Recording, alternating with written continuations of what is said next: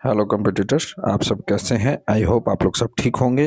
तो आज है 27 फरवरी 2026। तो आज के द हिंदू न्यूज़पेपर में हमारे लिए क्या क्या इंपॉर्टेंट है हमारे एग्जाम के लिए, वो हम लोग देखेंगे। ठीक है, तो बढ़ते हैं। पहला मुद्दा क्या है हमारा?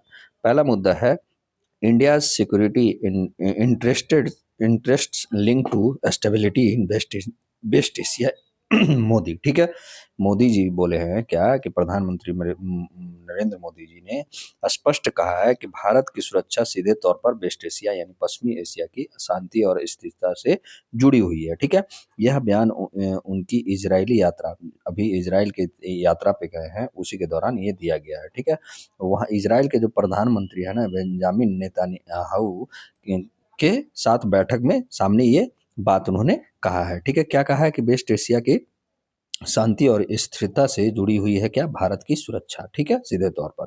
अब हम लोग देखते हैं कि क्यों महत्वपूर्ण है वेस्ट एशिया। ठीक है, हम न्यूज़ तो पढ़ लिए, तो ये इसका महत्व जानते हैं वेस्ट एशिया के। देखिए, वेस्ट एशिया जो है ना हमारे लिए एनर्जी सिक्योरिटी पर्पस के लिए महत्वपूर्ण है। कैसे? भारत अपनी तेल और गैस की बड़ी मात्रा वेस्ट एशिया से आयात करता है। ठीक है, यानी इंपोर्ट करता है इंडिया कहाँ से? वेस्ट एशिया से। ठीक है, क्षेत्र में अस्थिरता अगर आएगा तो ऊर्जा आपूर्ति पर खतरा बढ़ेगा, इसलिए वहाँ शांति और स्थिरता रहना बहुत जरूरी है। कहाँ? वेस्ट एशिया में। ओके, सेकंड क्या बोल रहा है कि इंडियन डायस्पोरा। ठीक है, डायस्पोरा लाखों भारतीय जो भारतीय हैं वो गल्फ देशों में काम करते हैं। जो भारतीय लोग हैं लाखों की संख्या में गल्फ कंट्री में कार्य करने जाते हैं। ठीक है, तो कहीं ना कहीं इंडियन डायस्पोरा का भी के लिए भी बहुत जरूरी है। ठीक है, संकट के स्थिति में क्या होगा? इवैक्यूएशन और रेमिटेंस प्रभावित हो जाएंगे। ठीक है, क्योंकि अगर वहाँ संकट आएगा तो लोग वहाँ जा नहीं पाएंगे, तो रेमिटेंस भी प्रभावित होगा, इवैक्यूएशन भी प्रभावित होगा। ठीक, तो ये मुद्दा बनता है। ठीक है, थर्ड क्या है हमारे लिए महत्वपूर्ण? तो ट्रेड एंड कनेक्टिविटी के लिए। कैसे?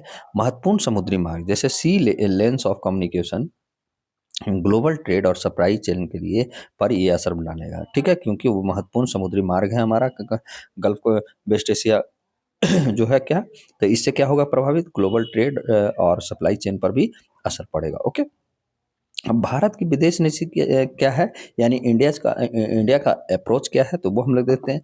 इंडिया जो अप्रोच अपनाता है ना, बैलेंस डिप्लोमेसी अपनाता है। कैसे? ईरान, इजराइल और यूएसए सभी के साथ संबंध बनाए रखना। ठीक है, ये विदेश नीति इसका अप्रोच बना के रखा है। ठीक है, किसी एक पक्ष पे खुलकर न जाना, मतलब किसी एक पक्ष के खिलाफ एक तरफ से नहीं जाना। Okay, sorry. Okay, dialogue and peace कैसा अपनाता है ये? तो डायलॉग एंड पीस यानी सभी विवादों को शांतिपूर्ण समाधान से ये निपटना चाहता है और निपटाता है। ग्लोबल साउथ की आवाज को प्रतिबिंबित करता है। ठीक है, ये भी आप याद रखिएगा, ग्लोबल साउथ की आवाज को भारत प्रतिबिंबित करता है। टेररिज्म पर जीरो टॉलरेंस अपनाता है। ठीक है, आतंकवाद पे ये जीरो टॉलरेंस को अपनाता है। Okay, terrorism has no place in the world. इनका कहना है कि आतंकवाद जो है कहीं भी स्थान विश्व में नहीं रखता है, यानी बोल रहा है terrorism has no place in the world. Okay, तो ये बात आप याद रखिएगा, तो इसलिए ये महत्वपूर्ण है। प्रमुख पहल क्या क्या चलाया गया है, तो ये देखिएगा। तो देखिए, स्ट्रेटेजिक इनिशिएटिव। ठीक है, आईमेक जो है, आईमेक कॉरिडोर जिसको बोला जाता है, India middle east Europe corridor. ठीक है, ये क्या है? इंडिया मिडिल ईस्ट, ये यूरोप में इंडिया और मिडिल ईस्ट को यूरोप से कनेक्टिविटी है, ये जोड़ेगा। ठीक है, ट्रेड और लॉजिस्टिक्स को मजबूती प्रदान करेगा। मैं इसको आईएमएफ को आपको आगे भी बता रहा हूँ। ठीक है, पहले ही आप ये जान लीजिए कि प्रमुख पहल कौन सा है। ये ITU ग्रुप है, ये भी मैं बताता हूँ। ठीक है, इंडिया, इजराइल, यूएसए, यूएई का है। फोकस इस पे क्या किया गया? Food security, tech and infrastructure. ये दोनों ग्रुप मैं आपको बताता हूँ अभी। पहल, वर्तमान में चुनौतियाँ क्या हैं? तो ये हम लोग देखते हैं। देखिए, वर्तमान में चुनौती है ना, ईरान और इज़राइल टेंशन है। ठीक है, अभी मुद्दा बना हुआ है। यूएस ईरान का कॉन्फ्लिक्ट है, संघर्ष है। थर्ड क्या है? इज़राइल सऊदी अरब जो सऊदी रिलेशंस जो है पैलेस्तीन को लेकर मुद्दा ये बना हुआ है। ठीक है, ये सभी रीजनल इनस्टेबिलिटी को, अस्थिरता को बढ़ाते हैं। ठीक है, तो इसको स्थिर रहना बहुत ज़रूरी है भारत के लिए। ठीक है, अब यहाँ पे जो हम लोग देखते हैं कि आपको आईएमएफ कॉरिडोर पढ़ना है। ठीक है, मुद्दा हमारा जो न्यूज़ से कनेक्टेड था ना, क्या महत्वपूर्ण था, क्या चुनौतियाँ आएगा, वो मैं आपको करवा दिया। अब यहाँ पे आईएमएफ कॉरिडोर आया था, एक अंतर्राष्ट्रीय पहल। क्या है ये आईएमएफ कॉरिडोर? तो India middle east Europe corridor इसको बोला जाता है। तो ये बात आप याद रखिएगा, इंडिया मिडिल ईस्ट और यूरोप कॉरिडोर। ठीक है, ये बहुत फेमस चर्चा में बहुत बार रहा है, फिर से चर्चा में आया है। तो आईमेक क्या है? एक बहुपक्षीय मतलब India middle east Europe economic corridor जिसको बोला जाता है, ठीक है? ये क्या है? आपका एक बहुपक्षीय कनेक्टिविटी प्रोजेक्ट है, जिसका उद्देश्य भारत, मध्य पूर्व पूर्व और यूरोप को जोड़ना है, ठीक है? भारत से कहाँ? आपका मान लिया ये भारत है, ठीक है? ये भारत से कहाँ जोड़ेगा आपका? भारत से कहाँ जाएगा? मध्य पूर्व, ठीक है? ये मध्य पूर्व जोड़ेगा, ठीक है? ये मुंबई है, मुंबई से ये आपका जाएगा कहाँ? आपका सऊदी अरब में, ठीक है? फिर यूएई में जाएगा, फिर इज़राइल में जाएगा, इस तरीके से ये जोड़ेगा और फिर ये क्या करेगा? आपका यूरोप में चला जाएगा, ठीक है? तो इस तरीके से कनेक्टिविटी रहेगा, ठीक है? तो ये जोड़ना है। बैकग्राउंड इसका देखते हैं हम लोग थोड़ा-सा, तो क्या है लॉन्च जो हुआ था आपका जो 23 में हमारा जो नई दिल्ली में G20 समिट हुआ था, वहीं ये लॉन्च किया गया था, ठीक है? 2023 में, ठीक है? तो ये बात आप याद रखिएगा। शामिल प्रमुख देश कौन-कौन हैं? तो ये हम लोग देख लेते हैं कौन-कौन देश शामिल है। तो इसमें जो है आपका इंडिया है, सऊदी अरबिया है, यूनाइटेड अरब अमीरात्स है यानी यूएई है, ठीक है? और आपका इज़राइल है, यूनाइटेड स्टेट है, यूरोपियन देशों की भागीदारी इसमें है, ओके? तो ये आपका सदस्य देश हैं इस कॉरिडोर का और कॉरिडोर की संरचना कैसा है तो देख लेते हैं स्ट्रक्चर एक बार। तो आईमेक 2 मुख्य हिस्सों में विभाजित है, कैसे? देखते हैं। तो देखिए ईस्टर्न जो कॉरिडोर होगा ना, इसका जो ईस्टर्न कॉरिडोर होगा, ये पार्ट ये आपका ईस्टर्न कॉरिडोर क्या है इंडिया इंडिया यानी मुंबई से कहाँ जाएगा आपका यूएई जाएगा, ठीक है? यूएई जाएगा। यूएई से फिर कहाँ जाएगा आपका सऊदी अरब जाएगा तो ये ईस्टर्न कॉरिडोर माना जाता है, ठीक है? उसके बाद जैसे ईस्ट तो हो गया, मान लिया जाए कि इसका ईस्ट हो गया। अब कहाँ चलेगा? ये आपका नॉर्दर्न कॉरिडोर जाएगा, ऊपर जाएगा, ठीक है? ये इधर जाएगा, पहले इधर आया फिर आपका ऊपर जाएगा। नॉर्दर्न में कौन है? सऊदी अरबिया, मान लिया सऊदी अरब है यहाँ पे। अब जॉर्डन जाएगा, जॉर्डन से इज़राइल जाएगा, इज़राइल से यूरोप जाएगा, ठीक है? तो इसमें 2 मुख्य हिस्से बाँटे गए हैं, ईस्टर्न कॉरिडोर और नॉर्दर्न कॉरिडोर, ठीक है? नॉर्दर्न कॉरिडोर में Saudi Arabia, Jordan, Israel, Europe आ जाता है और ईस्टर्न कॉरिडोर में इंडिया, यूएई, सऊदी अरबिया आ जाता है, ठीक है? तो ये आप याद रखिएगा। इसमें शामिल क्या-क्या होंगे तो देखिए इसमें शामिल जो होंगे ना आपका सिर्फ़ शिपिंग नहीं होगा, इसमें रेल नेटवर्क भी होगा, शिपिंग रेल रूट भी होगा, रोड भी होगा। Sorry, digital and energy corridor भी होगा। तो ये सब क्या है इसमें शामिल होंगे, ठीक है? तो ये मल्टी रोल इसमें होगा, ओके? अब इसका उद्देश्य क्या है? जैसे हम लोग उद्देश्य पढ़ लेते हैं। देखिए क्या है, पहला उद्देश्य है ट्रेड एनहांसमेंट। क्या है? एशिया यूरोप ट्रेड को तेज और सस्ता बनाना है, ठीक है? एशिया यूरोप को क्या करना है, जो व्यापार है उसको तेजी करना है और सस्ता भी करना है, ठीक है? दूसरा क्या है कि सप्लाई जो चेन है उसको डाइवर्सिफिकेशन करना है, यानी विविधीकरण करना है जो सप्लाई चेन का है, ठीक है? मांग आपूर्ति श्रृंखला को, ओके? ट्रेडिशनल रूट जैसे आपका सुएज कैनाल से हम लोग जाते हैं, जो मतलब अफ्रीका वाला है, वो सुएज कैनाल से ऐसे हम लोगों को गुजरना पड़ता है, उस पर निर्भरता कम करना होगा क्योंकि ये बहुत ही बिज़ी रूट कहलाता है सुएज कैनाल वाला, ओके? और यहाँ पे पायराइट्स वगैरह जो है कहीं न कहीं मुद्दा बनता है, पायराइट्स लोग यहाँ पे हमला करता है, ओके? तो आए दिन ये न्यूज़ में भी रहता है, तो इसका भी एक आपका ऑप्शनल ये मान के चला जाता है, ओके? विकल्प ये है। थर्ड क्या है आपका स्ट्रैटेजिक काउंटर, ठीक है? क्या है रणनीतिक काउंटर क्या है? चीन के belt and road initiative BRI के विकल्प ये है, ठीक है? फोर्थ क्या है? एनर्जी डाटा कनेक्टिविटी मतलब ग्रीन एनर्जी पाइपलाइन्स आएगा, डिजिटल केबल्स आएँगे, तो ये आपका बहुत ही एनर्जी एंड डाटा कनेक्टिविटी के लिए भी इम्पोर्टेंट है, तो ये भी आप याद रखिएगा। भारत के लिए क्यों महत्व है? तो देखिए भारत के लिए महत्व है ना जियोपॉलिटिकल एडवांटेज इससे मिलेगा। कैसे? इंडिया एक कनेक्टिविटी हब बन सकता है, ठीक है? दूसरा क्या है इकोनॉमिक ग्रोथ भी आएगा, जैसे एक्सपोर्ट बढ़ेगा, ठीक है? और लॉजिस्टिक कॉस्ट कम होगा, इससे क्या होगा कि हमारा आर्थिक वृद्धि भी होगा, ठीक है? थर्ड क्या है हमारा वेस्ट एशिया जो आपका एंगेजमेंट होगा, ठीक है? वेस्ट एशिया के साथ गल्फ देशों के साथ क्या होगा स्ट्रेटेजिक टाइज मजबूत होंगे, ठीक है? लेकिन इसमें कुछ चुनौतियाँ भी हैं आईमेक कॉरिडोर में। क्या है? आपका रीजनल इनस्टेबिलिटी जैसे आपका इज़राइल अभी है, इज़राइल के साथ है हो गया है, ईरान के साथ है आपका।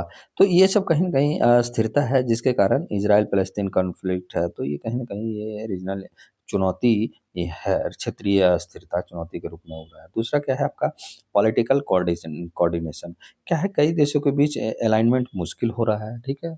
जैसे आपका इजराइल फ़लस्तीन के साथ नहीं करेगा, ईरान के साथ नहीं करेगा, तो इस तरीके से मुद्दा यूएसए आपका कहीं न कहीं ईरान से अगर जो भी अगर साथ में अगर आता है तो उसके खिलाफ हो जाता है। तो इस तरीके से जो बात है ना, ये कहीं न कहीं मुद्दा बनता है, ठीक है? फंडिंग क्या है? फंडिंग एंड इम्प्लीमेंटेशन भी है यहाँ पे। लार्ज स्केल में इंफ्रास्ट्रक्चर का इन्वेस्टमेंट भी करना पड़ेगा, तो कहीं न कहीं फंडिंग भी एक चुनौती के बारे में चुनौती बन के उभर रहा है। ला इम्प्लीमेंटेशन भी चुनौती बन के उभर रहा है, ठीक है? दूसरा क्या है हमारा था पहल ये आईटी यू टू ग्रुप, ठीक है? क्या है आईटीयू यू टू ग्रुप? ये देखिए I two I two U two एक मिनी लेटरल, ठीक है, मिनी लेटरल समूह है जिसमें 4 देश शामिल हैं, ठीक है? कौन-कौन देश शामिल हैं? तो पहले तो इसका कौन सा देश है, आई टू का मतलब होता है इंडिया इजराइल, ठीक है? आई टू से इंडिया इजराइल हो गया, यू टू से क्या ऑन हो गया, यूएई यूनाइटेड अरब अमीरात और यूएसए, ठीक है? यानी यूनाइटेड स्टेट, ठीक है? तो ये सदस्य आप याद रखिएगा, इंडिया इजराइल यूएई यूएसए, ठीक है? US, okay? नाम का अर्थ है यहाँ पे इसलिए जोड़ा गया है I two U two, okay? India Israel plus UAE plus USA, okay? Background इसका देखते हैं तो क्या है कि स्थापना इसका जो हुआ था आपका 2022 में हुआ था, ठीक है? शुरुआत में वेस्ट एशिया एशियन क्वाड भी कहा गया है। तो इसको इस तरीके से भी पूछा जा सकता है कि वेस्ट एशियन क्वाड क्वाड किसको कहा जाता है, तो आईटीयू2 को, ठीक है? तो ये बात आप याद रखिएगा। इसमें कौन कौन है, तो इंडिया है और इजराइल है। एक आई से इंडिया हो गया, दूसरे आई से इजराइल हो गया, ठीक है? एक यू से आपका यूएई हो गया और दूसरे यू से आपका कौन सा हो गया, यूएस हो गया। तो ये आप याद रखिएगा, ओके? उद्देश्य क्या है, इकोनॉमिक कोऑपरेशन एंड आपका स्ट्रेटेजिक कोऑर्डिनेशन करना, ठीक है? तो ये इसका उद्देश्य है। क्या है मुख्य उद्देश्य इसका, जब जानते हैं हम लोग तो देखते हैं कि आर्थिक सहयोग यानी इकोनॉमिक कोऑपरेशन यानी इंफ्रास्ट्रक्चर डेवलपमेंट होगा, इन्वेस्टमेंट प्रोजेक्ट चलाया जाएगा, ठीक है? दूसरा क्या है, फूड सिक्योरिटी। क्या है, यूएई फंडिंग करेगा, ठीक है? इंडिया प्रोडक्शन करेगा, इजराइल तकनीक देगा, यूएसए सपोर्ट करेगा। इस तरीके से आपका ये फूड सिक्योरिटी का करेगा, मतलब फूड सिक्योरिटी किया जाएगा, ओके? उदाहरण के लिए इंडिया में फूड पार्क्स भी बनाए जा रहे हैं, ठीक है? और टेक्नोलॉजी एंड इनोवेशन पे कार्य किया जाएगा। एआई हो गया, क्लीन एनर्जी हो गया, वाटर मैनेजमेंट हो गया, तो ये आपका टेक्नोलॉजी एंड इनोवेशन पे भी काम किया जा रहा है, ठीक है? फोर्थ क्या है आपका, एनर्जी कोऑपरेशन, जैसे आपका रिन्यूएबल एनर्जी प्रोजेक्ट आया है, ठीक है? ये क्या करेगा, आपका एनर्जी कोऑपरेशन में आपका भागीदारी और भी मजबूत करेगा, ठीक है? एनर्जी कोऑपरेशन का प्रमुख परियोजना इसके अंतर्गत है, इंडिया में इंटीग्रेटेड फूड पार्क्स भी खोला जा रहा है, रिन्यूएबल एनर्जी इनिशिएटिव चलाया जा रहा है, सप्लाई चेन स्ट्रेंथिंग किया जा रहा है, मतलब सप्लाई चेन को मजबूत किया जा रहा है, ठीक है? अब इसका थोड़ा-सा हम लोग देखते हैं कि रणनीतिक महत्व क्या है, ठीक है? तो रणनीतिक महत्व देख लेते हैं, स्ट्रैटेजिक सिग्निफिकेंस। तो वेस्ट एशिया में जो पहला रणनीतिक महत्व है, वेस्ट एशिया में इंडिया की भूमिका मजबूत हुई है। कैसे? इंडिया बैलेंसिंग पावर को लेके चलता है, ठीक है? दूसरा क्या है, मिनीलेटरिज्म का उदाहरण है, छोटे फ्लेक्सिबल ग्रुप हो गया, जो फास्टर डिसीजन लेने में आसानी होता है इसमें, ठीक है? Indo Pacific plus West Asia linkage किया जा रहा है, ठीक है? ग्लोबल जो स्ट्रैटेजिक आर्किटेक्चर में इंटीग्रेशन हो रहा है, ठीक है? तो ये कहीं न कहीं आपका बेस्ट रणनीतिक महत्व को दर्शा रहा है। इसमें चुनौती क्या आ सकता है, तो देखिए चुनौती जो आएगा ना, वेस्ट एशिया कॉन्फ्लिक्ट, इजराइल और फ़लस्तीन हो गया, ईरान टेंशन हो गया, तो ये कहीं न कहीं चुनौती बन के उभरा है। दूसरा क्या है, मेंबर कंट्रीज़ के अलग-अलग जियोपॉलिटिकल इंटरेस्ट भी है, तो ये भी चुनौती बन के उभर रहा है। इम्प्लीमेंटेशन डिले आपका होता है, हो सकता है, ठीक है? तो ये आपका चुनौती बन के उभर रहा है, ठीक है? अब हमारे लिए क्या ये इम्पोर्टेंट है यहाँ पे, अब हमारा एमसीक्यू है, ठीक है? एमसीक्यू में देखिए आपको एमसीक्यू से बढ़ने से पहले मैं आपको बताता हूँ कि एक हमारा छोटा-सा लक्ष्य है। आपको ये मुद्दा मैं पूरे तरीके से पढ़ा दिया हूँ, तो आप मुद्दे को तो सबसे पहले ये देखिएगा कि मुद्दा आपको कैसा लगा, ठीक है? तो मुद्दा आप ज़रूर एक छोटा-सा लाइक करके ज़रूर जाइएगा, ठीक है? अच्छा लगा तो। और एक छोटा-सा और रिक्वेस्ट है कि जो भी हमारे पहले 1000 बच्चे यूट्यूब का सब्सक्राइबर बनेंगे, उनके लिए 4 कोर्स आने वाले हैं। और ये जो 4 कोर्स होंगे ना, ये एक पहला कोर्स जो होगा यूपीएससी यूपीएससी आपका सीएसई 2027-28 के लिए बैच आएगा, ठीक है? पहला ये कोर्स हो गया। दूसरा कोर्स हो गया आपका आपका 14वीं जेपीएससी, ठीक है? 14वीं जेपीएससी का इसमें जो है प्री प्लस मेंस आएगा, ठीक है? प्री प्लस मेंस क्यों? प्री प्लस मीन्स क्योंकि प्री का डेट आपका बढ़ा दिया है, अप्रैल में कर दिया है, ठीक है। कल ही आया है आपका, अप्रैल में हो गया है, ठीक है। तो इसलिए इसका अप्रैल में मतलब प्री प्लस मेंस हो जाएगा, ठीक है। इसमें टेस्ट सीरीज मैं चलवा दूंगा, ओके। थर्ड है क्या आपका 72वीं बीपीएससी, ठीक है, 72वीं बीपीएससी, ओके। 72वीं बीपीएससी आपको किया जाएगा प्री प्लस, इसमें मेंस दोनों होगा, ठीक है। प्री प्लस मेंस होगा। और आपका फोर्थ जो रहेगा आपका मांग रहेगा, क्या आपकी मांग है उस पर डिमांड पे आपका स्टार्ट किया जाएगा कि किस चीज़ का ज़्यादा डिमांड है, ये तीनों सब्जेक्ट तीनों कोर्स छोड़कर, ठीक है। जैसे नेट का हो गया आपका, बीपीएससी टीचर का हो गया आपका, या आपका कोई भी एग्जाम हो, ठीक है, ओके।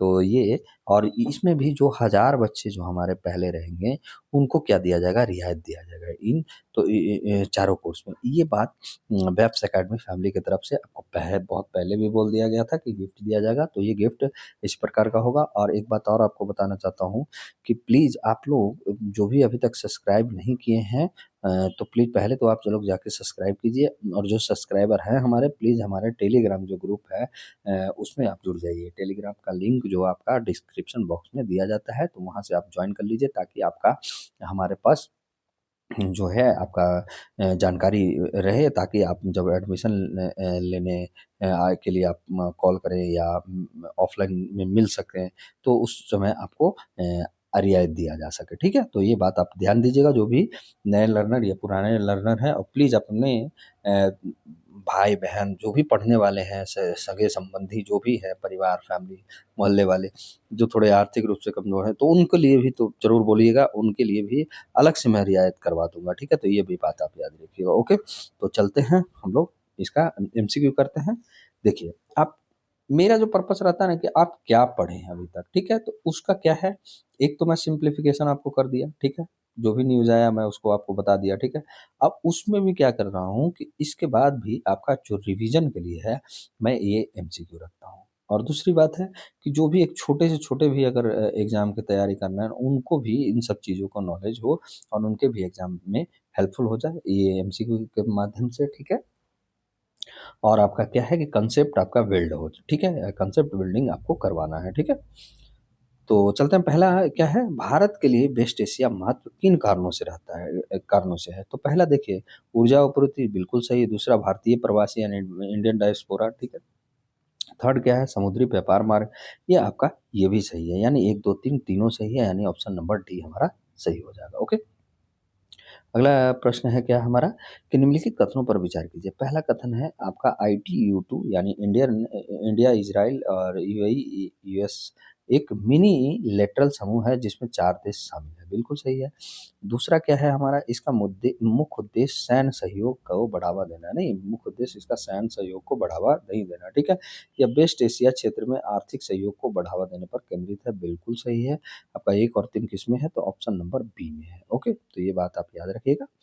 और अगला प्रश्न है क्या हमारा, बोल रहा है कि निम्नलिखित समूह में कौन से देश शामिल है, ठीक है, आपका ITU2 में, ठीक है। तो इंडिया भी है, इजराइल भी है, यूएई भी है, और आपका यूएसए है, यूनाइटेड किंगडम नहीं है। तो 1 2 3 5, 1 2 3 5 किसमें है, ऑप्शन नंबर ए में है, ओके। तो ये बात आप याद रखिए। अगला प्रश्न है क्या आपका, देखिए अगला प्रश्न है कि I2 U2 को कभी भी किसी नाम से भी जाना जाता था, कभी कभी कभी किसी नाम से जाना जाता था, कौन सा नाम से जाना जाता था, तो ये आपका बेस्ट एशियन क्वाड के नाम से जाना जाता था, ऑप्शन नंबर बी हो जाएगा, ओके। अगला प्रश्न है आपका क्या कि ITU U2 के संदर्भ में मिनीलेटरिज्म का क्या अर्थ है, तो क्या अर्थ है आपका, कुछ चुनिंदा देशों का छोटा उद्देश्य आधारित समूह, यानी ऑप्शन नंबर सी हमारा हो जाएगा, ओके। अब अगले प्रश्न पे चलते हैं, क्या बोल रहा है आपका, India middle east Europe corridor के संदर्भ में निम्नलिखित कथनों पर विचार कीजिए। आईमेक के संदर्भ में निम्नलिखित कथनों पर विचार कीजिए। पहला कथन क्या बोल रहा है हमारा कि यह एक बहु मॉडल यानी मल्टी मॉडल कनेक्टिविटी कॉरिडोर है जिसमें समुद्री और रेल मार्ग शामिल है, बिल्कुल सही है। इसका उद्देश्य एशिया यूरोप के बीच व्यापार को बढ़ाना है, ये भी सही है, बिल्कुल सही है आपका दूसरा स्टेटमेंट भी। थर्ड क्या है, ये केवल भारत और यूरोप के बीच द्विपक्षीय परियोजना है, ऐसा नहीं है। जब आप मल्टी मॉडल बोल दिए तो फिर ये जरूरी ही नहीं, ठीक है। तो ऑप्शन नंबर ए है हमारा क्या है, सही है, ओके। तो 1 और 2, ओके। ये बात आप याद रखिएगा। तो यहाँ पे कौन कौन सा हमारे लिए कौन सा ऑप्शन हो जाएगा, तो केवल एक और दो, यानी ऑप्शन नंबर ए हो जाएगा। ओके, चलते हैं आगे। अगला प्रश्न है, बोल रहा है आपका, आईमेक जो कॉरिडोर परियोजना है उसमें निम्नलिखित में कौन सा देश शामिल है? तो देखिए, इंडिया भी शामिल है, सऊदी अरब भी शामिल है, यूएई भी शामिल है, चाइना नहीं है। इसका तो बीआरआई का काउंटर के लिए ही, ये आपका काउंटर अटैक के लिए ही किया जा रहा है। यूएसए भी शामिल है। तो क्या यूएसए भी शामिल है? बिल्कुल, इसमें यूएसए भी शामिल है। ठीक है, तो आपका एक दो तीन पाँच, एक दो तीन पाँच किसमें है? तो ऑप्शन नंबर ए है। ठीक है, ओके, तो ये बात आप याद रखिएगा। चलते हैं आपका अगला प्रश्न पे। क्या बोल रहा है हमारा प्रश्न कि आईमेक कॉरिडोर के संदर्भ में निम्नलिखित कथनों पर विचार कीजिए। ठीक है, पहला कथन, इसमें डिजिटल कनेक्टिविटी और एनर्जी कॉरिडोर भी शामिल है। क्या डिजिटल कनेक्टिविटी और एनर्जी कॉरिडोर भी शामिल है? बिल्कुल सही है। यह केवल मैरीटाइम समुद्र पर आधारित है? नहीं, ऐसा नहीं है। इसका उद्देश्य सप्लाई चेन डाइवर्सिफिकेशन करना है, तो ये बिल्कुल सही है। एक और तीन, ऑप्शन नंबर ए। ठीक है, अगले मुद्दे पे चलते हैं। देखिए, इतना प्रश्न करवाने के पीछे मेरा जो पर्पस है ना, मेरा उद्देश्य है क्या आपका, कि आपका कभी भी फिर से दोबारा जो है ना, कहीं भी अगर आईमेक कॉरिडोर हो गया, आईटी यू2 का ग्रुप आ गया, तो ये आपको कहीं से छूटे ना। ठीक है, वेस्ट एशिया के बारे में आपको करवाया, तो ये आप कहीं से भी आपको छूटे ना यार। मेरा पर्पस यही है। और आपको बिल्कुल आपका जो करंट के साथ आपका जीएस का प्रिपरेशन, स्टैटिक्स का प्रिपरेशन भी होते जा रहा है। आप अगर डेली से ध्यान से अगर आप कर रहे होंगे, तो बहुत आपके लिए फ़ायदा होगा। ओके, प्लीज़ आप लोग जो भी सब्सक्राइबर हैं और जो अभी सब्सक्राइब नहीं किए, प्लीज़ आप लोग टेलीग्राम से ज़रूर जुड़ जाइएगा। आप सब्सक्राइब कर लीजिएगा, सब्सक्राइब। ओके, अगले मुद्दे पे चलते हैं। क्या बोल रहा है, sugar production expected to be three 324 lakh tons. ये आपका क्या बोल रहा है, आईएसएमए, यानी ये कौन बोल रहा है आपका, इंडियन शुगर एंड आपका जो मैन्युफैक्चरिंग एसोसिएशन है ना, आईसीएमए, बायो मैन्युफैक्चरिंग एसोसिएशन, उसने क्या कहा है कि हाल ही में भारत में जो चीनी उत्पादन के रूप में, ये न्यूज है, क्या बोल रहा है कि हाल ही में Indian sugar and bio energy manufacturing manufacturers association ISMA ने 2025-26 के शुगर सीजन के लिए उत्पादन का अनुमान जारी कर दिया। कितना अनुमान जारी किया है आपका? 324 लाख टन, मतलब इस वर्ष चीनी का उत्पादन हो सकेगा। ठीक है, जैसे की डेटा इसका देखते हैं, प्रमुख तत्व, कुल उत्पादन जो है ना, ग्रॉस ग्रॉस आपका प्रोडक्शन कितना होगा? 324 लाख टन। ठीक है, पिछला वर्ष जो है 2024-25 में आपका 296.25 लाख टन हुआ था। वृद्धि कितना होगा इस पर? तो 28 लाख टन का वृद्धि होने वाला है, ऐसा बोला गया है। इथेनॉल के लिए डाइवर्जन होगा 31 लाख टन। ठीक है, पिछले साल जो है से आपका लगभग आपका 4 टन कम होगा। ठीक है, तो ये बात आप याद रखिएगा। और ये जो प्रमुख तत्व होता है ना, कभी कभी आपको अगर मेंस का क्वेश्चंस आप लिख रहे हैं ना, तो उसमें बहुत अच्छे से आप अगर कोड कर देते हैं ये सब फैक्चुअल चीज़ों को, तो आपको कहीं ना कहीं मार्क्स आपको ज़्यादा मिलता है, और आपका जो इफेक्टिव बन जाता है क्वेश्चन आंसर। ठीक है, नेट शुगर प्रोडक्शन आपका कितना है? 293 लाख टन। पिछले साल से 30 लाख टन अधिक होगा। ठीक है, तो ये आप याद रखिएगा। अब हमारा क्या है कि चीनी क्या है, हम लोग शुगर पढ़ते हैं कि क्या है चीनी। शुगर भारत की एक महत्वपूर्ण एग्रो वेस्ट, ठीक है, एग्रो वेस्ट इंडस्ट्री है, जो एग्रीकल्चर इंडस्ट्री और एनर्जी यानी एथेनॉल तीनों से जुड़ी हुई है। एग्रीकल्चर से भी जुड़ी है, इंडस्ट्री से भी जुड़ी है, और एनर्जी से भी जुड़ी हुई है। ठीक है, तो ये बात आप याद रखिएगा। कच्चा माल, रॉ मटेरियल, ये आपका मुख्यतः गन्ना यानी शुगर केन से प्राप्त होता है। भारत दुनिया में के सबसे बड़ा शुगर केन यानी गन्ना उत्पादकों में से एक है, तो ये बात आप याद रखिएगा। प्रमुख जो उत्पाद इसका होता है, यानी प्रोडक्ट जो बनता है चीनी का, तो व्हाइट शुगर बनता है, ब्राउन शुगर बनता है, नाम सुने होंगे। थर्ड आपका जैगरी बनता है, गुड़ बनता है, जिसको जैगरी को गुड़ बोला जाता है।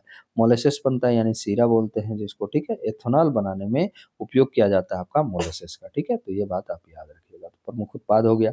भारत में स्थिति क्या है चीनी का, तो ये हम लोग देखते हैं। तो इंडिया पोजीशन, तो विश्व के शीर्ष शुगर प्रोड्यूसर में भारत शामिल है, और जिसमें इनका प्रमुख जो राज्य है, उत्तर प्रदेश में सबसे ज़्यादा, महाराष्ट्र में, उसके बाद फिर कर्नाटक, फिर तमिलनाडु। तो ये आपका प्रमुख राज्य हैं भारत के, जो शुगर प्रोड्यूस करने में अग्रणी है। ठीक है, अब है उत्पादन चक्र इसका। शुगर सीजन जो है आपका क्या है, तो ये आप देखिए क्या है, भारत में शुगर सीजन जो है ना, अक्टूबर और सितंबर के बीच में होता है। ठीक है, अक्टूबर और सितंबर के बीच में क्या होता है आपका शुगर होता है, ये बात आप याद रखिएगा। इसे शुगर मार्केटिंग ईयर यानी शुगर SMY कहा जाता है। शुगर मार्केटिंग ईयर किसे कहा जाता है? अक्टूबर से सितंबर के बीच जो होता है वो इसे SMY कहा जाता है, ठीक है। तो ये बात आप याद रखिएगा। मूल्य निर्धारण यानी जो प्राइजिंग सिस्टम है ये कैसे होता है, ये थोड़ा सा हम लोग देखते हैं। तो इसका जो प्राइजिंग जो निर्धारण होता है यानी मूल्य निर्धारण होता है, ये FRP होता है यानी फेयर एंड रिम्यूनरेटिव प्राइस के द्वारा होता है। देखिए MSP आपका अलग मतलब इसी मुद्दे से जुड़ा हुआ है, लेकिन ये क्या आ जाता है MSP MSP आपका अलग चीज़ों पर दिया जाता है एग्रीकल्चर पर, लेकिन जो आपका शुगर पे दिया जाता है ना, ये शुगर केन पे ये आपका FRP दिया जाता है यानी फेयर एंड रिम्यूनरेटिव प्राइस दिया जाता है। ये कौन तय करता है? तो केंद्र सरकार तय करती है। जो क्या है मिनिमम प्राइस जो मिले किसानों को वो दिया जाता है। ये MSP की तरह है, मिनिमम आपका प्राइस सपोर्ट की तरह ही है FRP, ठीक है। तो ये बात आप याद रखिएगा। स्टेट एडवाइस प्राइस भी है, कुछ राज्य जैसे यूपी हो गया हायर प्राइस तय करते हैं, तो ये स्टेट आपका एडवाइस प्राइस भी है, ठीक है। अब यहाँ पे अगर विश्लेषण किया जाए तो क्या हो गया कि उत्पादन में वृद्धि हुआ, बेहतर मानसून और केन अवेलेबिलिटी हो जाएगा, ठीक है। शुगर इंडस्ट्री रिकवरी आ जाएगा। इससे क्या होगा कि जो डोमेस्टिक यानी घरेलू जो आपका आपूर्ति है वो उसको मजबूती मिलेगी और प्राइस जो है आपका स्थिरता में स्टेबिलिटी में मदद मिलेगी। ये बात आप याद रखिएगा, ओके। दूसरा क्या है आपका? तो एथेनॉल में कमी। क्या है एथेनॉल में कमी? पहले अधिक गन्ना एथेनॉल के लिए डाइवर्ट हो रहा था, अब क्या है ज़्यादा शुगर प्रोडक्शन पर फोकस दिया जाएगा। इम्पैक्ट इसका क्या होगा? एथेनॉल ब्रांडिंग प्रोग्राम को की गति थोड़ी धीमी हो सकती है, क्योंकि पहले ये ज़्यादा जा रहा था आपका शुगर, इसमें अब कम जा रहा है, तो इसने कहीं न कहीं एथेनॉल ब्रांडिंग प्रोग्राम को गति धीमी हो सकती है, ठीक है। थर्ड क्या है हमारा कि नेट प्रोडक्शन बढ़ना यानी एक्सपोर्ट पोटेंशियल बढ़ सकता है और बफर स्टॉक को और भी मजबूती प्रदान करेगा, ओके। तो ये बात आप याद रखिएगा। कोर मुद्दा क्या है यहाँ पे? प्रमुख मुद्दा तो वाटर इंटेंसिव क्रॉप है ये। शुगर केन जो है आपका गन्ना बहुत ज़्यादा पानी लेता है, ठीक है। इससे क्या है कि वाटर स्ट्रेस बढ़ता है, ठीक है, वाटर इंटेंसिव क्रॉप से, ठीक है। केन एरियर्स जो है मिलो द्वारा जो आपका किसानों को भुगतान में देरी होता है, ठीक है। तो ये आप याद रखिएगा। साइक्लिकल इंडस्ट्री यानी प्रोडक्शन में उतार चढ़ाव, ठीक है, उतार चढ़ाव आता है। फोर्थ क्या है? फूड वर्सेस फ्यूल डिबेट हो जाता है, जैसे शुगर वर्सेस आपका एथेनॉल डाइवर्जन हो जाता है, तो ये भी कहीं न कहीं चुनौती है, ठीक है। अब यहाँ पे एक छोटा सा हमारे लगाया गया था कि ISMA क्या है? तो यह चीनी मिलों और एथेनॉल उत्पादकों का प्रतिनिधि संगठन है। पहले इसे इंडियन शुगर मिल एसोसिएशन कहा जाता था। अब 2021 में इसका नाम बदल गया था, ठीक है। तो इसमें बायोफ्यूल जुड़ गया है, ठीक है, बायोफ्यूल जुड़ गया है। यह सरकार, उद्योग और किसानों के बीच नीतिगत समन्वय कराता है यानी कोऑर्डिनेशन का काम करता है, मीडिएटर का। मुख्य कार्य क्या है? चीनी उत्पादन, स्टॉक और कीमतों का अनुमान जारी करता है ये कि कितना होगा, जो अभी किया है, ठीक है, कि 324 या 2025-26 के लिए लाख टन इस पर किया है। सरकार को नीतिगत सुझाव देना जैसे एथेनॉल ब्लेंडिंग पे, निर्यात नीति पे, ठीक है, तो ये सुझाव देता है। गन्ना किसानों और उद्योगों के बीच संतुलन बनाना है इसका। अंतर्राष्ट्रीय व्यापार और बाजार का पर ये विश्लेषण भी करता है, तो ये बात आप याद रखिएगा। अब हमारे लिए एक चीज़ आ रहा था एथेनॉल ब्लेंडिंग, तो पहले हम लोग एथेनॉल जान समझते हैं कि एथेनॉल क्या होता है, ठीक है। तो देखिए एथेनॉल क्या होता है? एथेनॉल एक प्रकार का क्या होता है ना, अल्कोहल है, ठीक है। अल्कोहल यानी आप लोग समझ रहे हैं, अल्कोहल है एथाइल अल्कोहल, ठीक है। ये कैसा अल्कोहल है? Ethyl alcohol. अल्कोहल तो है लेकिन उसमें भी एथाइल अल्कोहल, जो मुख्यतः जैविक स्रोतों यानी बायोवेस्ट से बनाया जाता है, ठीक है। इसे एक बायोफ्यूल यानी जैव ईंधन के रूप में उपयोग किया जाता है।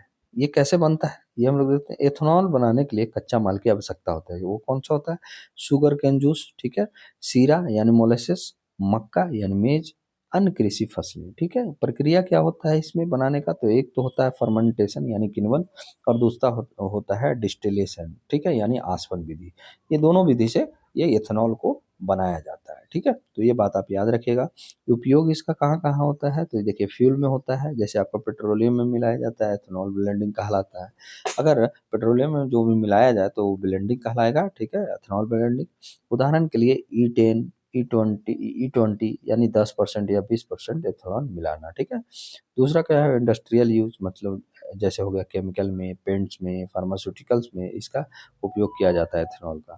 थर्ड क्या है, सैनिटाइजर्स में, यानी हैंड सैनिटाइजर्स में भी आपका एथेनॉल का उपयोग किया जाता है। फायदे क्या है इसका, तो रिन्यूएबल एनर्जी सोर्स है आपका ये है। ठीक है, इन्वायरमेंट फ्रेंडली है, कम कार्बन उत्सर्जन होता है इससे, फार्मर इनकम सपोर्ट भी प्रदान करता है। तो ये इसके फायदे हैं।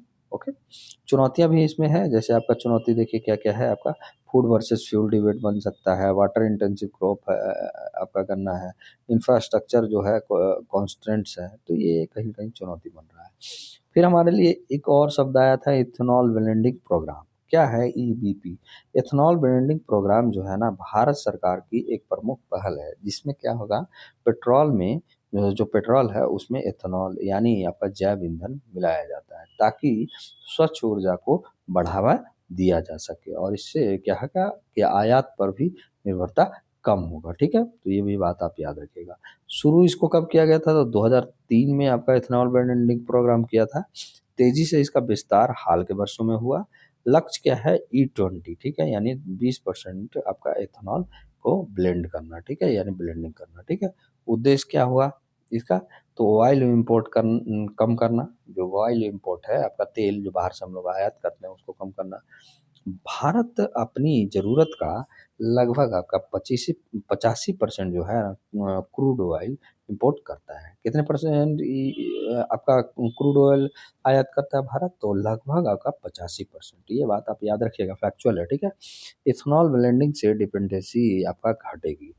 कैसे घटेगी डिपेंडेंसी, निर्भरता, क्योंकि इसमें इथेनॉल ब्लेंडिंग मिलाकर आपका मान लिया जाए ज़रूरत पहले 10 लाख टन का था, उसमें अगर 20% अगर मिलाएंगे तो 2 लाख टन का तो डिपेंडेंसी घटेगा। ऐसे ही धीरे धीरे और भी घट सकता है। ठीक है, दूसरा क्या है हमारा, इन्वायरमेंट प्रोटेक्शन। ठीक है, क्या होगा, आपका पर्यावरण संरक्षण होगा। कैसे, आपका कार्बन इमिशन कम होगा एथेनॉल से। ठीक है, क्लीनर सॉरी क्लीनर फ्यूल आपको प्राप्त होगा। थर्ड क्या है आपका, फार्मर इनकम। क्या है फार्मर इनकम, गन्ना हो गया, मक्का आदि की मांग बढ़ती है। ठीक है, फार्मर इनकम आपका मतलब किसानों की आय दुगनी करने वाला भी जो अप्रोच है वो हमारा मदद करेगा, जो हमारा टारगेट है। ओके, कैसे काम करता है ये, इथेनॉल जो है पेट्रोल में मिलाया जाता है। ब्लेंडिंग लेवल जो होता है, पहले E10 यानी 10% इथेनॉल, E20 यानी 20% इथेनॉल उसमें मिलाया जाए। कच्चा माल शुगर केन हो गया, जैसे जूस हो गया, मोलेसेस हो गया, मेज हो गया, आपका कॉर्न, डैमेज फूड ग्रेन्स हो गया, तो ये सबको आपका इससे एथेनॉल बनाया जाता है। ओके, प्रोग्रेस क्या है इसका, तो इंडिया जो है आपका, इंडिया ने E10 टारगेट समय से पहले हासिल कर लिया है।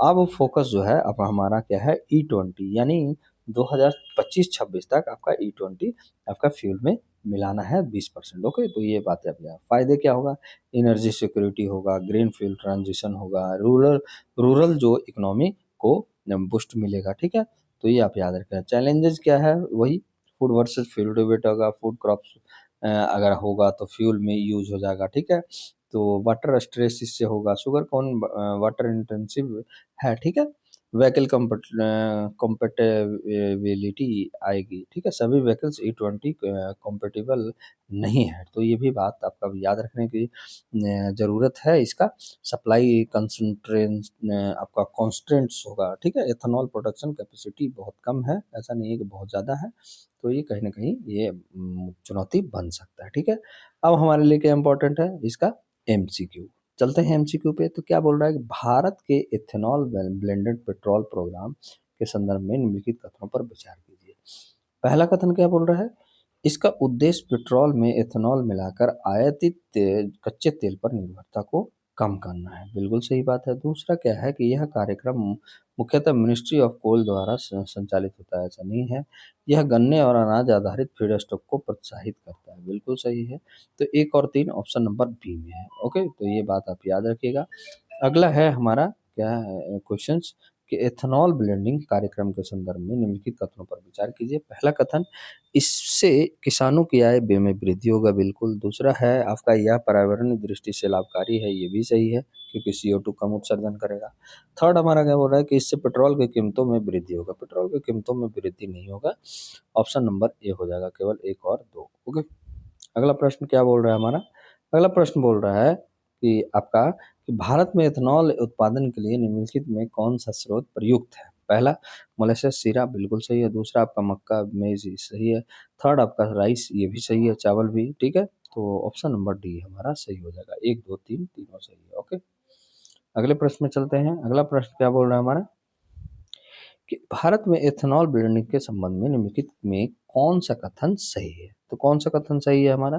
तो ये आपका देखिए 20% जो ब्लेंडिंग है E20 का लक्ष्य जो है हमारा 2025-26 तक प्राप्त करने का है। तो ऑप्शन नंबर सी हमारा सही हो जाएगा। ओके, अब अगले क्वेश्चन पे चलते हैं। क्या बोल रहा है हमारा?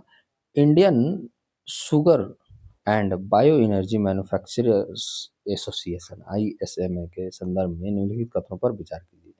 क्या यह एक वैधानिक निकाय है, स्टैट्यूटरी बॉडी है? नहीं, बिल्कुल नहीं। यह चीनी और एथेनॉल उद्योग का प्रतिनिधित्व करता है, बिल्कुल सही बात है।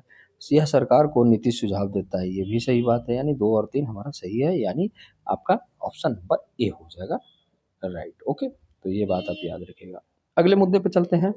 अगला मुद्दा हमारा क्या बोल रहा है, देखिए क्या कह रहा है कि CGI was registry reforms after similar cases listed before different benches. Okay, क्या बोल रहा है? डाइवर्टेंट, डाइवर्टेंट यहाँ पे है, डाइरेंट नहीं है, डाइवर्टेंट। ओके, तो ये बात आप याद रखिएगा। क्या बोल रहा है, ये मुद्दा क्या है, देखिए क्या है कि आपका चीफ जस्टिस, जो भारत के जो चीफ जस्टिस ऑफ इंडिया है ना, जो भारत के चीफ जस्टिस हैं, वो सूर्यकांत जी, इन्होंने कहा है सुप्रीम कोर्ट रजिस्ट्री में सुधार की आवश्यकता जताई है। ठीक है, पाया गया है कि जैसे मामलों एक जैसे मामलों में जैसे सिमिलर केसेस में अलग अलग बेंचों में सूचीबद्ध हो रहा है, क्या आपका केस दिया जा रहा है। यह इशू जुडिशियल कंसिस्टेंसी और ट्रांसपेरेंसी से जुड़ा हुआ ये है। ठीक है, मुख्य मुद्दा क्या है, तो हम लोग पहले मुख्य मुद्दा देख लेते हैं। देखिए क्या है ना, पहला रजिस्ट्री की भूमिका। क्या है रजिस्ट्री की भूमिका? सुप्रीम कोर्ट ऑफ इंडिया की रजिस्ट्री मामलों को लिस्टिंग करता है, यानी सूचीकरण करती है। फिर यह तय करती है कि कौन सा केस किस बेंच के सामने जाएगा, ये कि कौन करता है? रजिस्ट्री करता है। ठीक है, अब इसमें समस्या क्या आ रहा है? देखिए समस्या ये है ना कि समान मामलों में को अलग अलग बेंच में भेजा जा रहा है। जैसे एक ही जैसा, जैसे मर्डर का है, या ठीक है मर्डर का हो गया, या आपका कोई एब्यूज का हो गया, तो वो मुद्दा जैसे या कोई नेशनल सिक्योरिटी का हो गया, ठीक है, तो ये अलग मर्डर का एक ही अगर मुद्दा आ रहा है, बहुत सारे मुद्दे आए हैं, तो ये अलग अलग बेंचों को दे रहा है। ठीक है, तो इससे क्या होगा, कन्फ्लिक्टिंग जजमेंट का खतरा बढ़ सकता है। जैसे एक जज के पास जाएगा ना, तो एक ही तरह का ना, जैसे ये मर्डर हुआ तो एक ही तरह का ना ये आपका जज निर्णय करेगा, तो उससे भी निर्णय का और अच्छे से ये निर्णय भी कर पाएगा। ठीक है, एक दूसरे को जोड़कर भी ये देखेगा। ठीक है, तो इससे क्या होगा कि मतलब कहीं ना कहीं अगर अलग अलग बेंचों को दिया जाए एक ही जैसा मुद्दा, तो ये कहीं ना कहीं कन्फ्लिक्टिंग जजमेंट का खतरा बढ़ा सकता है। ठीक है, तो ये आपका मुख्य समस्या बन के उभर रहा है। दूसरा क्या है कि हमारे जो चीफ जस्टिस ऑफ इंडिया है, उन्होंने टिप्पणी की है कि कुछ अधिकारी खुद को परमानेंट मान रहे हैं। ठीक है, मानते हैं, मतलब वो आपका परमानेंट मान रहे हैं। ठीक है, जबकि जजों को टेम्पररी मान रहे हैं। ठीक है, ट्रांजिएंट मान रहे हैं, समझते हैं। मतलब अपने आप को क्या मान रहा है एक अधिकारी कि परमानेंट है, हमें तो कोई हटाने वाला नहीं है, हम यही है। ठीक है, लेकिन जज को क्या मान रहा है कि ये तो टेम्पररी है, आज आया कल नहीं रहेगा। ठीक है, इस तरीके से इससे क्या है कि प्रशासनिक नियंत्रण में क्या हो गया, इम्बैलेंस आता है, यानी असंतुलन आता है।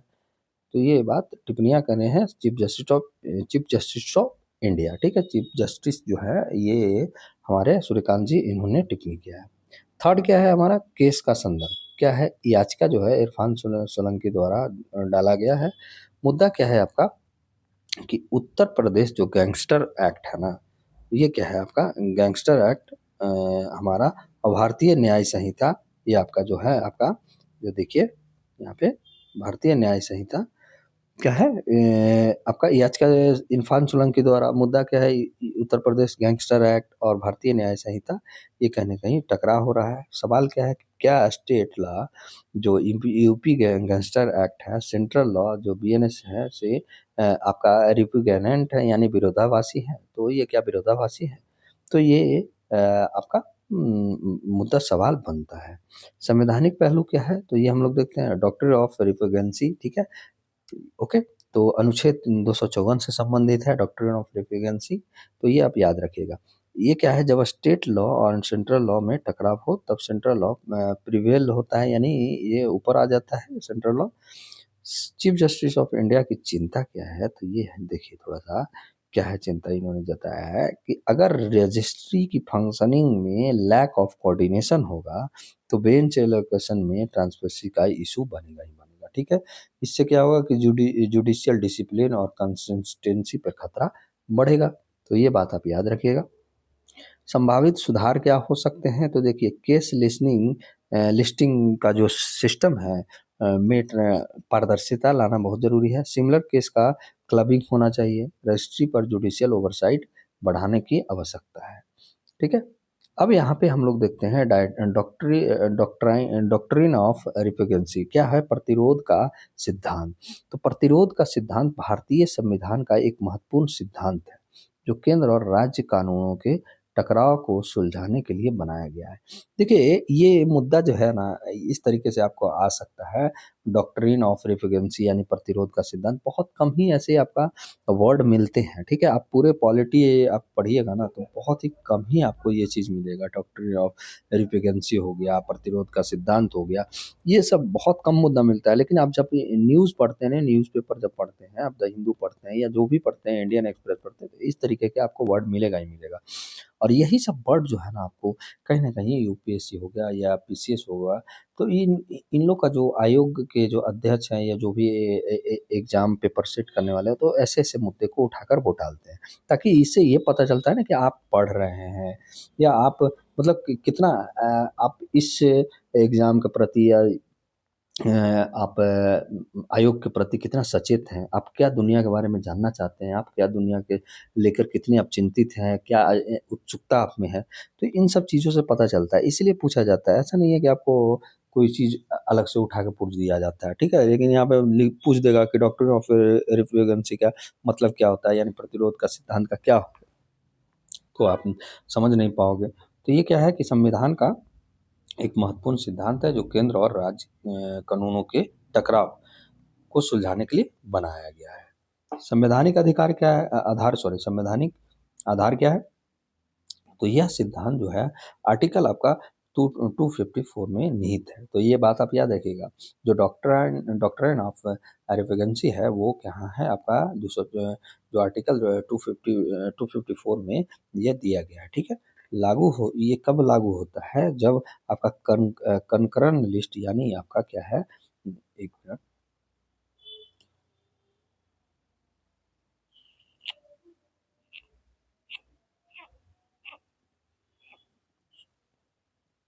आपका ये कब लागू होता है ये देखिएगा। सॉरी, थोड़ा सा दिक्कत हो गया था। ये कब लागू होता है आपका? तो ये देखिए क्या होता है कि ये सिद्धांत कंकरेंट लिस्ट यानी 7वीं अनुसूची के विषय पर लागू होता है। यानी कंकरेंट लिस्ट क्या होता है आपका? समवर्ती सूची, ठीक है? समवर्ती सूची, इसमें क्या होता है? ये समवर्ती सूची आपका 3 तरह का सूची होता है, ठीक है? मैं बता देता हूँ 3 तरह की सूची होता है, यानी लिस्ट होता है। कौन सा लिस्ट होता है? एक आपका होता है स्टेट लिस्ट, ठीक है? स्टेट लिस्ट हो गया, ये आपका राज्य सरकार द्वारा बनाया जाता है, ठीक है? आपका दूसरा हो जाता है आपका यूनियन लिस्ट, ये आपका संघ संघ सूची जिसको बोला जाता है, ये संघ सरकार बनाता है यानी केंद्र सरकार बनाता है।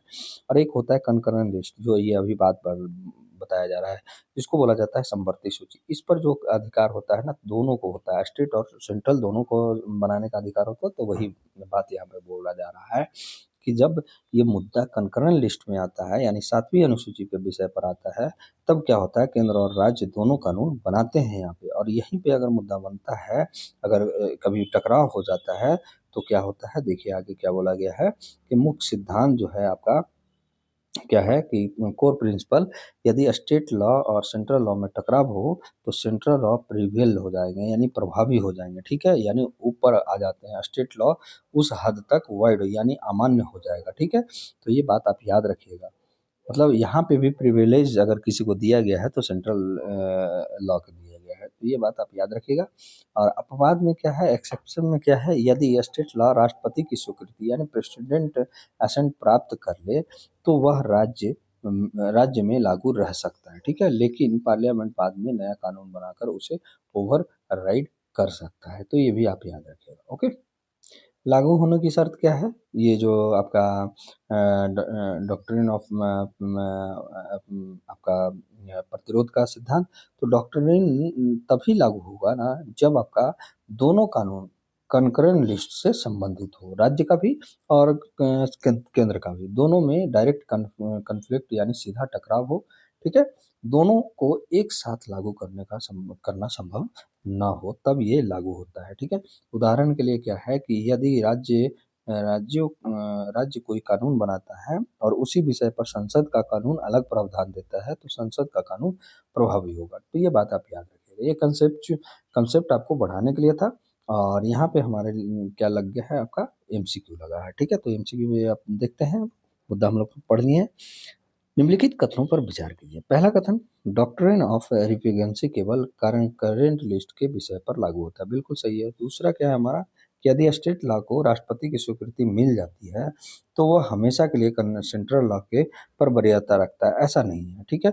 वो फिर बाद में इसको ओवरराइड कर सकता है सेंट्रल लॉ। रिपीगेंसी की स्थिति में स्टेट लॉ पूरी तरह शून्य हो जाता है। ये पूरी तरह शून्य नहीं होता है, ये कुछ हद तक अमान्य हो जाता है, यानी ऑप्शन नंबर ए हमारा सही हो जाएगा। ओके, ये बात आप याद रखिएगा। अगले प्रश्न पे चलते हैं, क्या बोल रहा है थोड़ा जूम कर लेते हैं कि डॉक्टर ऑफ रेपिगेंसी किस अनुच्छेद से संबंधित है, तो आर्टिकल 254 यानी ऑप्शन नंबर सी। और हमारा अगला प्रश्न है, क्या बोल रहा है, देखिए, निम्नलिखित में से रिपीगेंसी जो है कब माने जाएगी, तो पहला, जब सेंट्रल और स्टेट लॉ एक ही विषय पर हो, बिल्कुल सही है। दूसरा क्या है, जब दोनों कानून को एक साथ लागू करना असंभव हो, ये भी सही है। जब स्टेट लॉ सेंट्रल लॉ के विपरीत हो, तो ये भी सही है, यानी 1 2 3 यानी ऑप्शन नंबर डी हमारा सही हो जाएगा। ओके, अगले क्वेश्चन पे चलते हैं, क्या बोल रहा है हमारा, देखिए अगला क्वेश्चन हमारा बोल रहा है कि यदि किसी स्टेट लॉ को राष्ट्रपति स्वीकृति मिल गई हो और वह सेंट्रल लॉ से टकराता हो तो क्या होगा, पार्लियामेंट जो है, संसद संसद है, बाद में नया कानून बनाकर स्टेट लॉ को निरस्त कर सकता है। ऑप्शन नंबर सी यहाँ पे सही होगा, ठीक है।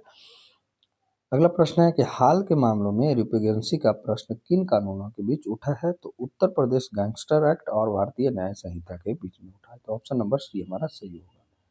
अगले मुद्दे पे चलते हैं, क्या मुद्दा बोल रहा है, देखिए आपको मुद्दा के साथ साथ मैं एमसीक्यू इसलिए करवा रहा हूँ ताकि आपको जो भी अगर समझ में नहीं आया मुद्दा में मैं अगर पढ़ा रहा हूँ, ठीक है, वो आप चीज़ को नहीं समझ पा रहे हैं क्योंकि हमारे पास डिजिटल बोर्ड अभी तक नहीं आ पाया है, तो उस तरीके से मैं आपको सामने में नहीं समझा पा रहा हूँ। और आप मेरे से इंटरेक्ट भी नहीं हो रहे हैं क्योंकि आप ना कमेंट कर रहे हैं ना आप लाइव हम आपके सामने जोड़ रहे हैं, तो ठीक है, तो ये बात आप समझिए, कुछ दिनों का ही दिक्कत है, बाकी डेली फिर डिजिटल बोर्ड पे चलेगा, ठीक है। क्या है अगला मुद्दा, DGCA revise norms for air ticket extend cancellation window, क्या है, डीजीसीए ने आपका 31 अक्टूबर 2025 को ड्राफ्ट जारी किया था जो स्टेक होल्डर से सुझाव मांगे थे। ओके, तो अब रिवाइज नॉर्म क्या है, लागू किए गए हैं। जो आपका सुझाव मांगा था ना, उसके बाद ये नॉर्म्स अब लागू किए हैं ताकि यात्रियों को ना जो रिफंड मिल सके, कैंसिलेशन में बेहतर सुरक्षा मिल सके। क्या हुआ था ना उस टाइम, मतलब बहुत सारे फ्लाइट को कैंसिल कर दिया गया था, ठीक है, इसीलिए देखिए ये मुद्दा खासकर गो फर्स्ट और जेट एयरवेज को जो कोलैप्स हुआ था आप के बाद में ये सामने मुद्दा आया था, ठीक है। मुख्य प्रावधान क्या है, तो ये हम लोग देखते हैं प्रोविजन। देखिए पहला प्रावधान है रिफंड की जिम्मेदारी यानी लाइबिलिटी होना चाहिए। अगर टिकट ट्रेवल एजेंट या पोर्टल से बुक हुआ है तो रिफंड की जिम्मेदारी एयरलाइन की होगी, ये बात आप याद रखिए, ठीक है, एयरलाइन की होगी। कारण एजेंट एयरलाइन के अपॉइंटेड रिप्रेजेंटेटिव माने जाते हैं, ठीक है, नियुक्त प्रतिनिधित्व माने जाते हैं। पहले क्या समस्या थी, पहले एजेंट कहते थे कि पैसा एयरलाइन को भेज दिया गया है, यात्रियों का पैसा फंस जाता था। अब एयरलाइन जिम्मेदार होगा, आप दीजिए, ठीक है। अगला क्या है कि आपका दूसरा क्या है प्रावधान, मेडिकल इमरजेंसी में राहत, क्या है, यदि पैसेंजर या family member same PNR hospitalised हो जाएंगे, ठीक है, यानी मेंबर हॉस्पिटल, तो कैश रिफंड हो जाएगा। क्रेडिट सेल यानी रिफंड कूपन इनको मिलेगा। में से विकल्प मिलेगा कि अन मेडिकल रीजन के लिए आपका एयरलाइन का डॉक्टर या डीजीसी इम्पैनल्ड एक्सपर्ट वहाँ पे रहेंगे, ठीक है। फिटनेस ट्रेवल आपका सर्टिफिकेट को भी वेरीफाई करेगा। थर्ड क्या होगा कि नेम एंड करेक्शन रूल, यानी टिकट बुकिंग के 24 घंटे के अंदर फ्री नेम करेक्शन की सुविधा जारी रहेगी, ठीक है। ट्रेवल पोर्टल्स की भूमिका क्या होगा फोर्थ आपका, ये भी देख लीजिए। ट्रेवल जो पोर्टल्स रहेंगे, डीजीसीए के पास पोर्टल्स को रेगुलेट करने का डायरेक्ट पावर नहीं है, लेकिन पोर्टल्स को एयरलाइन जैसे बेनिफिट देने होंगे ताकि कस्टमर ना आपको खोएं, ठीक है। तो ये बात, ये प्रावधान किया गया है। अब इसका जो विश्लेषण किया गया है ना, तो इस पे सकारात्मक पहलू जो देखते हैं कि पैसेंजर का जो राइट्स है मजबूत हुए इससे, रिफंड डिलेज की समस्या कम होगी इससे, मेडिकल इमरजेंसी में ह्यूमन सेंट्रिक अप्रोच अपनाया जाएगा, ओके। लेकिन चुनौती अभी भी है, क्या क्या चुनौती है? इम्प्लीमेंटेशन अभी भी इसमें डिले होगा, specially agent versus airlines coordination में समस्या आएगी यहाँ पे। मेडिकल वेरिफिकेशन प्रोसेस में डिले पॉसिबल है यहाँ पे। डीजीसीए के पास पोर्टल पर डायरेक्ट कंट्रोल नहीं है, तो इससे भी चुनौती कहीं ना कहीं आ सकता है। अब हमारे लिए क्या इंपॉर्टेंट है? डीजीसीए यानी जो directorate general of civil aviation. ये मैं लगभग आपको ये 2 महीना 3 महीना में आपको ये चौथी या पांचवी बार पढ़ा रहा हूँ, तो प्लीज़ आप लोग डीजीसीए जरूर आप लोग ध्यान दीजिएगा। ये क्वेश्चन बनेगा ही बनेगा इस पर, ठीक है। यूपीएससी में ये बात याद रखिएगा। यूपीएससी या बीपीएससी हो, कोई भी हो, जेपीएससी हो, ये मुद्दा आपको बन सकता है कोई भी पीसीएस में और यूपीएससी में, ये बात आप याद रखिएगा। डीजीसीए आपका भारत की सिविल एविएशन यानी नागरिक उड्डयन का प्रमुख नियामक निकाय है, ठीक है। स्थापना और अधीनता क्या है? तो DGCA ministry of civil aviation के अंतर्गत आता है, ये आप याद रखिएगा। इसके मुख्यालय आप याद रखिएगा नई दिल्ली में, और इसकी स्थापना कब हुआ था? 1978 में हुआ था। फंक्शंस इसके देखते हैं, तो देखिए प्रमुख कार्य क्या है, तो ये कार्य आप याद रखिएगा। सुरक्षा और नियमन यानी सेफ्टी और रेगुलेशन करना, एयरलाइनों की सेफ्टी स्टैंडर्ड तय करता है। एयरक्राफ्ट जो है आपका मेंटेनेंस और आपका ऑपरेशन की निगरानी करता है, ठीक है। तो ये बात याद रखिएगा। लाइसेंस भी जारी करता है, किसको? पायलट्स को, इंजीनियर्स को, एयरलाइंस को ये लाइसेंस देता है। नियम बनाता है, सिविल एविएशन रूल्स बनाना और लागू करना इसका काम है, ठीक है।